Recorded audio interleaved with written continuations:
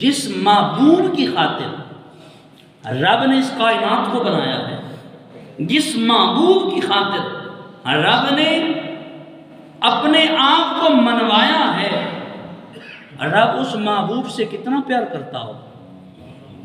وہ محبوب چلے تو رب قرآن نازل فرماتا ہے، وہ محبوب بیٹھے تو رب قرآن نازل فرماتا ہے، وہ محبوب بولے تو رب قرآن نازل فرماتا ہے، وہ محبوب پیے تو رب قرآن نازل فرماتا ہے، وہ محبوب کھائے تو رب قرآن نازل فرماتا ہے، وہ محبوب کسی کو دے تو رب قرآن نازل فرماتا ہے، وہ محبوب کسی سے ہاتھ کھینچ لے تو رب قرآن نازل فرماتا ہے، وہ محبوب کسی کا فیصلہ فرمائے تو رب قرآن نازل فرماتا ہے، وہ محبوب کہ کوئی امتی آئے کوئی مسئلہ پوچھنے کے لیے رب قرآن نازل فرماتا ہے، وہ محبوب تب تک بولتا نہیں ہے، فرمایا وما ينطق عن الهوى ان هو الا وحی یوحی، تب تک وہ محبوب بولتا نہیں ہے جب تک رب وحی نازل نہیں فرماتا۔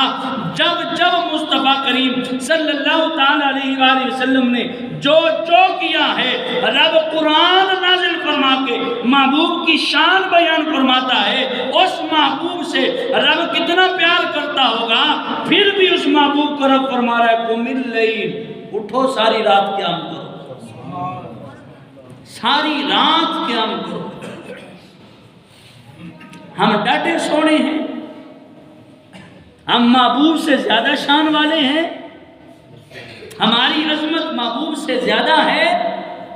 محبوب کو رب فرماتا ہے قم اللیل، ساری رات قیام کرو، اور محبوب ساری رات قیام کرتے ہیں۔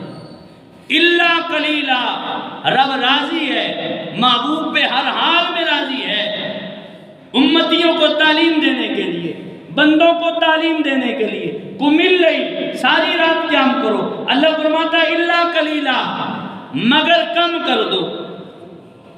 اب رات کا آدھا حصہ ہو رہا ہے، نصفہ، فرمایا آدھی رات قیام کرو، پھر فرمایا اب انقص، اب اس سے بھی کم کر دو، منہ قلیلا، اب اس سے بھی کم کر دو۔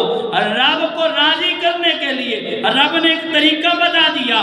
اللہ قرآن میں فرماتا ہے لقد کان لکم فی رسول اللہ اسوۃ حسنہ، کہ البتہ تحقیق تمہارے لیے رسول اللہ صلی اللہ علیہ وسلم کی زندگی بہترین نمونہ ہے، اور وہ نمونہ دیا مصطفیٰ کریم صلی اللہ علیہ وسلم کی اس حسین زندگی سے۔ فرمایا قم اللیل، پہلے ساری رات قیام، الا قلیلا، پھر کم کر دیا، پھر کتنا کم کیا، نصفہ، آدھی رات، اب انقص، پھر اس سے بھی کم کر دیا، منہ قلیلا، پھر اس سے بھی کم کر دیا۔ امتی، نبی کو رب یہ حکم دے رہا ہے، ہم تو امتی ہیں، 5 وقتہ نماز ہے۔ اچھا جو پڑھتے ہیں وہ محبت سے کہہ دیں اللہ ہم سب کو 5 وقتہ نماز پڑھنے کی توفیق عطا فرمائے۔